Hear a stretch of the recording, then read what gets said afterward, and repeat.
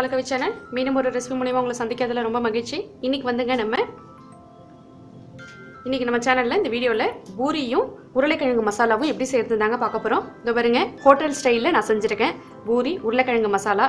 அதுக்கான ட்ரிக்கு, அதுக்கான டிப்ஸ் எல்லாம் நான் வீடியோக்குள்ள சொல்லியிருக்கேன். இதோ பாருங்க, நல்ல சூப்பரா புசு புசு நான் புடும்போது கூட பூரி வந்து உப்புனது குறையவே இல்லை. பாருங்க, தெரியுதா உங்களுக்கு? அப்படியே புஷ்ஷுன்னு இறங்கல பாருங்க. இதே மாதிரி சுவையான புஃபான பூரியும் உருளைக்கிழங்கு மசாலாவும் எப்படி செய்யறது அப்படின்னு தாங்க இந்த வீடியோவில் நம்ம பார்க்க போகிறோம். வாங்க நம்ம வீடியோக்குள்ளார போகலாம். நீங்கள் புதுசாக அந்த சேனலை பார்க்குறவங்களா இருந்தால் மறக்காமல் சப்ஸ்கிரைப் பண்ணிக்கிட்டு பக்கத்தில் உள்ள பெல் சிம்பிளை ப்ரெஸ் பண்ணிக்கிங்க. அப்போ தான் நான் தினம் போடுற வீடியோ உங்களை வந்து சேரும். சப்ஸ்கிரைப் பண்ணிவிட்டு பெல்லை மறக்காமல் சேர்த்து அழுத்திங்க. இப்போ வீடியோக்குள்ளார போகலாம். அதுக்கான பொருட்கள்லாம் என்னென்னு பார்த்துலாம். கோதுமை மாவு 4 கப் எடுத்திருக்கேன். உருளைக்கிழங்கு, பெரிய உருளைக்கிழங்கு 4 உருளைக்கிழங்கு எடுத்திருக்கேன்.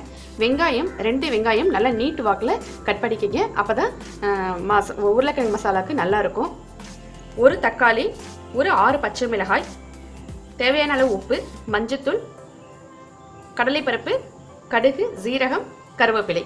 இது மட்டும் தான். ஃபர்ஸ்ட் நம்ம மசாலா ரெடி பண்ணிடலாம். உருளைக்கிழங்கு மசாலா ரெடி பண்ணிடலாம். பூரிக்கு வந்து மாவு ரெடி பண்ண உடனே போட்டு எடுத்துடலாம். அதனால ஃபர்ஸ்ட் மசாலா ரெடி பண்ணிக்கலாம்.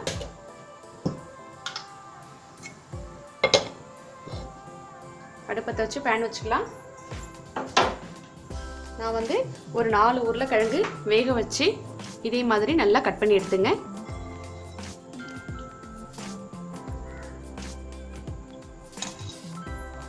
எண்ணெய் காஞ்சிருச்சு, கடுகு போட்டுக்கலாம். உளுத்தம்பருப்பு, கடலைப்பருப்பு, கருவேப்பிலை,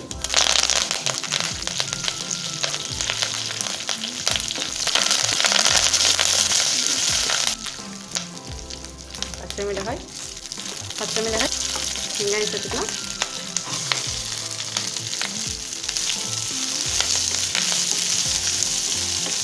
அதே மாதிரி நீட்டாக கட் பண்ணிக்கிட்டிங்கன்னா ஹோட்டல் ஸ்டைலில் நல்ல லுக் இருக்கும், சாப்பிட்றதுக்கும் நல்லாயிருக்கும்.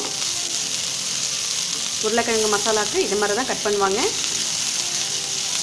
ரொம்ப வதங்க வேண்டாம் வெங்காயம். ஒரே ஒரு தக்காளி போதும். பச்சை மிளகாய் நான் நீட்டு வாக்கில் கட் பண்ணியிருக்கேன், அதனால் ரொம்ப நசுக்காமல் வதக்கிங்க. நல்லா ஃப்ரை பண்ணும்போது பச்சை மிளகாய் நசுச்சுன்னா நல்ல காரம் இறங்கிடும். இப்படி இருந்தால் லைட்டாக காரம் இறங்கும், கொஞ்சம் கரெக்டான காரமாக இருக்கும்.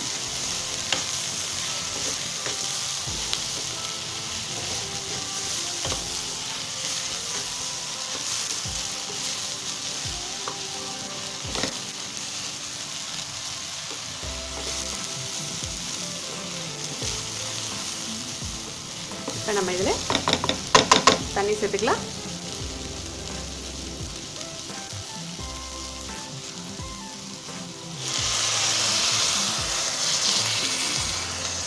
ஒருத்தவங்களுக்கு ஒரு டேஸ்ட்டில் பிடிக்கும்.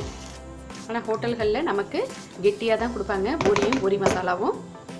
நம்ம வீட்டில் குழந்தைங்க கொஞ்சம் லூஸாக தான் எதிர்பார்ப்பாங்க. இப்போ இது நல்லா கொதி வரட்டும். நம்ம எடுத்து வச்சுருக்கிற மஞ்சத்தூள் சேர்த்துக்கலாம். மஞ்சத்தூள் சேர்த்துக்கிட்டு உப்பு எடுத்து வச்சுருக்கோம். நம்ம பூரிக்கின்றனால பூரி மாவுலேயும் நம்ம உப்பு போடுவோம். அதனால் நீங்கள் அளவு வந்து உப்போட அளவு பார்த்து போட்டுங்க.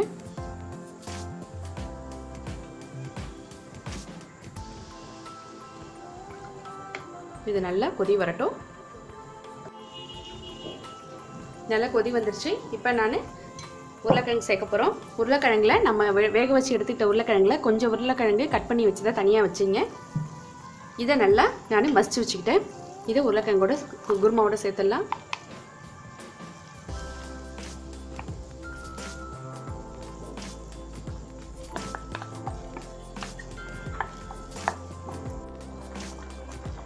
இதில் எடுத்து வச்சிருந்த உருளைக்கிழங்கையும் இதோட நான் ஆட் பண்ணிக்கிட்டேன்.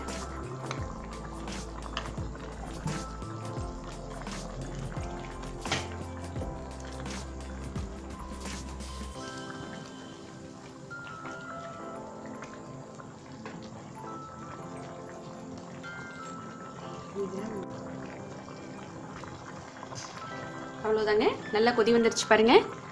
நல்லா கலர்ஃபுல்லாக சூப்பராக இருக்குது, ஸ்மெல்லும் சூப்பராக இருக்குதுங்க.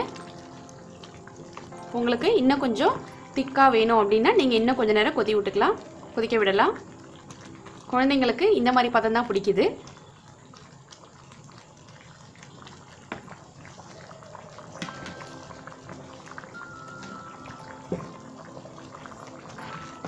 அவ்வளோதாங்க, சுவையான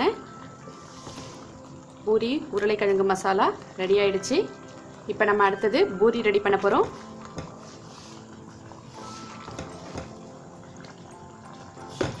இது உங்களுக்கு உப்பு எல்லாம் கரெக்டாக இருக்கான்னு நீங்கள் பதம் பார்த்துங்க. நான் கரெக்டாக போட்டிருக்கேன். நீங்களும் செஞ்சு ட்ரை பண்ணி பாருங்கள். அடுத்தது நம்ம பூரி ரெடி பண்ணலாம்.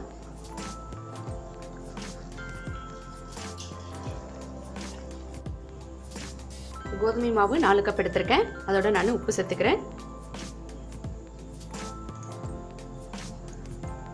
1 ஸ்பூன் ஆயில் சேர்த்துங்க. ஜாஸ்தி தேவையில்லை, நமக்கு பூரின்றனால. ஒரு சுவைக்கு தான் ஆயில். உப்பு போட்டதை ஆயில் போட்டதையும் மிக்ஸ் பண்ணிக்கிங்க. வழக்கம் போல் நம்ம சப்பாத்திக்கு எப்படி மாவு ரெடி பண்ணுவோமோ அதே மாதிரி தான். சப்பாத்திக்கு கொஞ்சம் இலகி இருக்கும், பூரிக்கு கொஞ்சம் இறுக்கமாக இருக்கணும். அப்போ தான் எண்ணெய் குடிக்காது, நல்லா பஃபியாக வரும். நம்ம மாவு வந்து இறுக்கமாக பண்ணிடணுங்க. அதுதான் ஒரு முக்கியமான ட்ரிக்கு. நடுவால் போடுங்க, அப்போ தான் கரெக்டாக நல்ல உப்பலாக வரும். ரொம்ப நேரத்துக்கு நம்ம சாப்பிட்றதுக்கு கொடுக்கும்போது நல்ல உப்பலாகவே கொடுக்க முடியும். சீக்கிரம் இல்லைன்னா அமுங்கிடும். இதில் நம்ம எந்தவித இதுவும் சேர்க்கலைங்க, வெறும் உப்பு தான் சேர்த்துருக்கோம். நம்ம வெறும் சாதாரண நார்மல் வாட்டரில் தான் இப்போ தண்ணி ஊற்றி மாவு பிசைய போகிறோம். வெந்நீர், பால், தயிர், ரவை எதுவுமே தேவையில்லைங்க.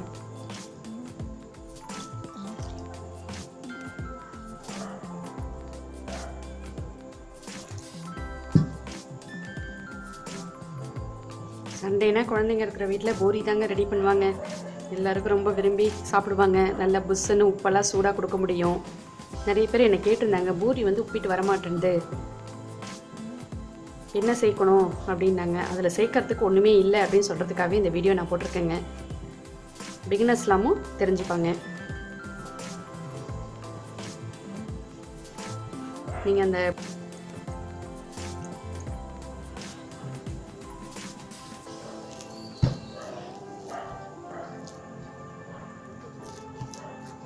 சப்பாத்திக்கு கொஞ்சம் நேரம் ஊற வைக்கலாங்க. பூரிக்கு ஊற வைக்க வேண்டாம். உடனே மாவு பிசைஞ்சு உடனே போட்டு எடுத்துடலாம். அப்போ தான் எண்ணெயும் குடிக்காது.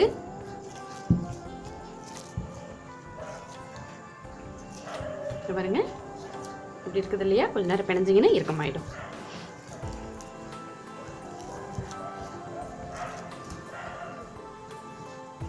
இதுதாங்க, மாவு பிணைஞ்சாச்சு. சரிதா உங்களுக்கு? இங்கே பாருங்க, இப்படி தொட்டா இப்படி உள்ளார போகணுங்க. அவ்வளோதான். இப்போ நம்ம மாவு தட்ட ஆரம்பிக்கலாம். ரொம்ப அழுத்தி குத்தி இது பண்ணிடலாம், எல்லாம் தட்டியெல்லாம் பண்ணிடணும்னு இல்லைங்க. பூரிக்கு போதும், அவ்வளோதான்.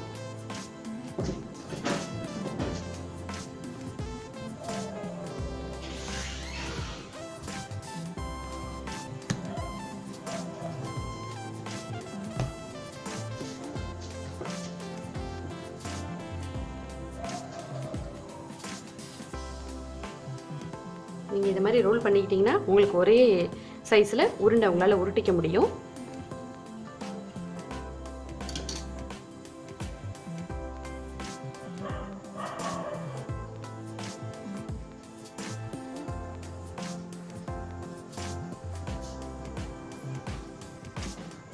இல்லை நம்ம உருட்டி எடுத்துக்கிட்டோம். இப்போ நம்ம மாவு தட்ட ஆரம்பிச்சிடலாம்.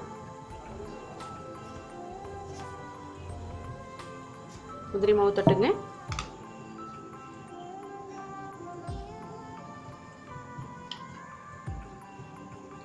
மாவு தட்டும் போது எல்லா சைடும் சம அளவாக தட்டுங்க.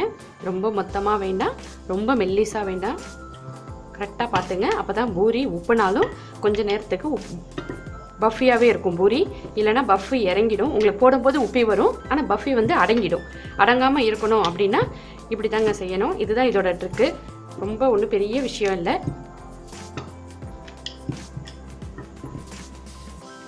பாருங்க,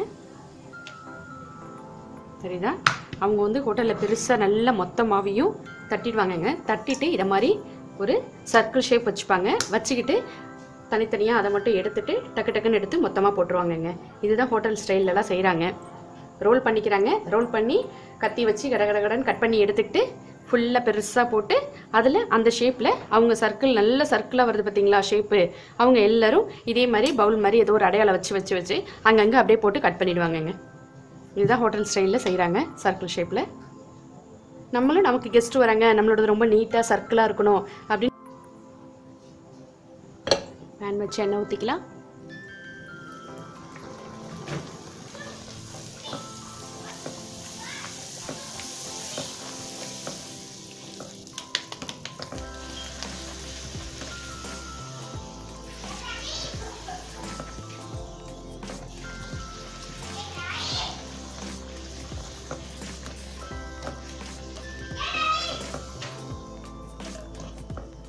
ரெண்டு பக்கமும் பரட்டி போடணும்.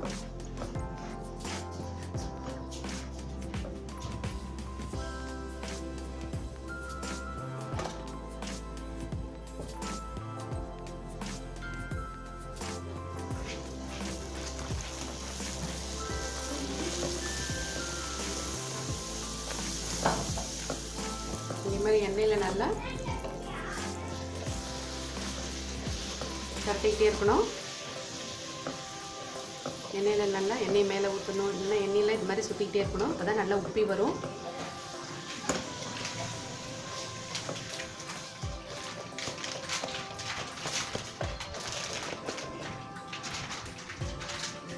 ஆயில் பிடிக்கவே இல்லை பாருங்க.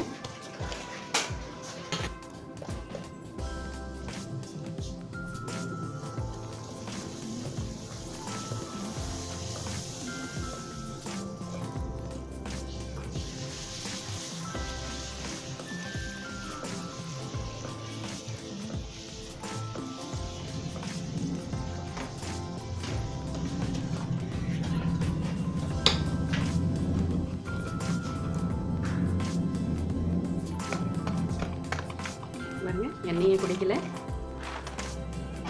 நல்லா பொஃப்னு பூரி ரெடி ஆகிடுச்சு பாருங்க.